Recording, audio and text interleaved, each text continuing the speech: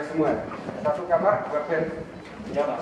Hari ini adalah rumah sakit cadangan di Rusunawa ini. Ada rumah sakit cadangan termasuk Rusunawa, Hotel Graha, Hotel King, hotel apa? Total semua rumah sakit cadangan COVID ada 400 sekian.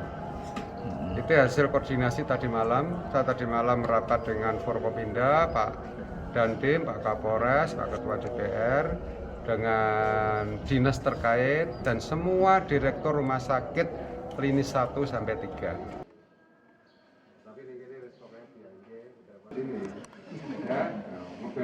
Rumah tangga, terus kami juga di sini. Oh, sendirian dong. Aman ya di sini.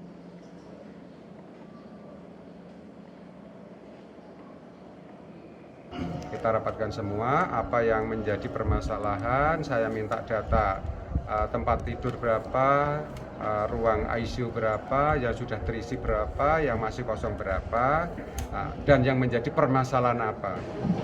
Tadi malam saya data semua dan usulan semua apa yang jadi permasalahan, termasuk sarpras, SDM, juga obat-obatan.